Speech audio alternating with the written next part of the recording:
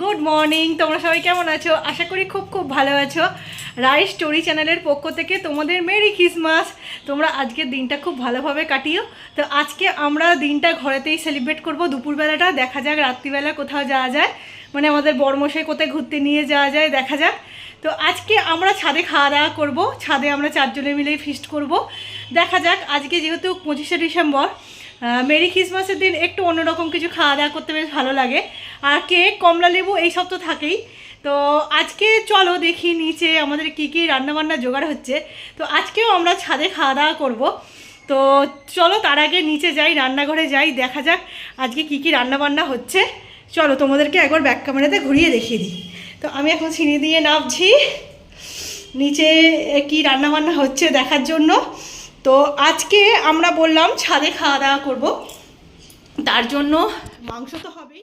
দেখো এখানে সব আনাজপত্র পড়ে আছে, আমি কাটাকুটি সব করে নিয়েছি মোটামুটি। তার মধ্যে দুষ্টু বায়না করছিল, ওকে আমি সান্তা ক্লজের ড্রেস পরে সাজিয়ে দিয়েছি, ওর ঠাম্মির সাথে ঘুরতে যাবে।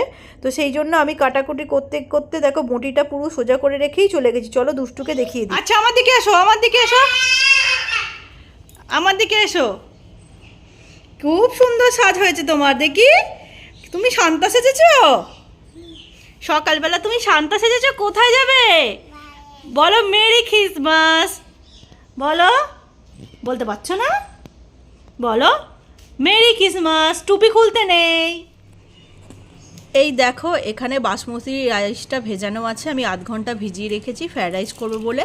আর ওইদিকে কাজুটাও আমি ভিজিয়ে রেখে দিয়েছি। আর এখানে দুষ্টু সেদ্ধ করা আলু, এটা নুন হলুদ মাখিয়ে আমি একটু জিরে আর কালো জিরে দিয়ে ওকে ভেজে দেবো। আর আমরা যেহেতু ফ্রায়েড রাইস খাচ্ছি, দুষ্টুকেও দেখো একটু ফ্রায়েড রাইস করে দিয়েছি। তো এই রেসিপিটা আমি তোমাদের শর্টসে গোটাটা শেয়ার করে দেবো, তোমরা অবশ্যই কিন্তু দেখে নিও। দেখতেই পাচ্ছ আমি সব রকম সবজি, কাজু, ঘি দিয়ে আমি করে দিয়েছি।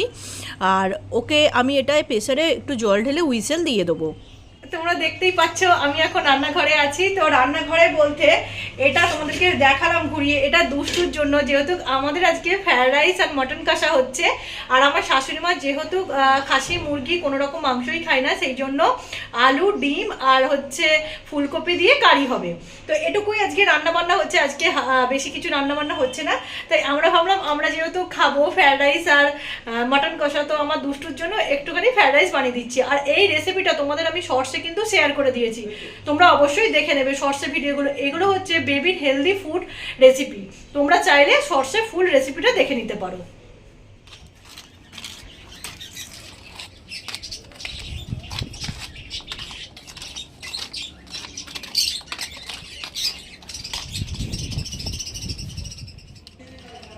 এই দেখো ছাদে খাবার দাবার নিয়ে চলে এসেছি। এই দেখো দুষ্টুর খাবারটাও নিয়ে চলে এসেছি, আমি ওকে একটু আলুটা ভেজে দিয়েছি। আর এইখানে হচ্ছে রাইসটাও নিয়ে চলে এসেছি, হাঁড়ি করে আমি রাইসটা ঢেলে নিয়ে চলে এসেছি, কারণ নিয়ে আসতে অসুবিধা হবে বলে আমি কড়াতে করে নিয়েছিলাম। তো এখানে আবার রাইস রেডি হয়ে গেছে, আর নিচে মা মাংসটাও নিয়ে আসছে। দেখো আমরা সবাই খেতে বসে গেছি, এখানে বাবা খেতে বসে গেছে, এখানে মা খেতে দিচ্ছিল, আমি খেতে দিচ্ছিলাম, মাও এখানে দুষ্টুকে খাওয়াচ্ছিল। দুষ্টু এখন ঠাম্মার কোল থেকে খাবার ছেড়ে দিয়ে এখন ওর পাপার খাবার নিয়ে বসেছে। তো আমাদের রাইসটা একটু ঝাল ঝাল হয়েছে, লবঙ্গ টবঙ্গ দিয়েছি, তো ওর রাইসটা ঝাল কম বলে ও খেতে চাইছে না, ও গিয়ে ওর বাবার সাথে রাইস খাচ্ছে। এই যে এখানে দেখো, এখানে ওর খাবারটা হাফ খেয়ে ও পাপার সাথে রাইস খেতে চলে গেছে। তো এই রাইসটাতে যেহেতু আমি সব রকম দিয়েছি, প্রোটিন কিছু ছিল না, তাই আমি সেদ্ধ করে ডিম উপরে একটু গ্রেটারে করে গ্রেট করে দিয়ে দিয়েছি। তাই দুষ্টু ডিম সেদ্ধ খেতে ভালোবাসে। তোমরা চাইলে প্রোটিনের জন্য এটা অ্যাড করতে পারো, বা পনির অ্যাড করতে পারো, যেটা ভালো লাগে সেটাই অ্যাড করতে পারো। দুষ্টু পনিরের থেকে ডিম সেদ্ধটা খেতে ভালোবাসে, তাই আমি এটা ডিম সেদ্ধ গ্রেটারে করে দিয়ে দিয়েছি। আর এখানে দেখতে পাচ্ছ খাসির মাংস, আর আমার শাশুড়ি মার ওদিকে ডিম আর ফুলকপি আলুর তরকারি। তো চলো আমরা খাওয়া দাওয়া করে নিই, আমি ভিডিও করছি, আমিও এবার খেতে বসে যাব।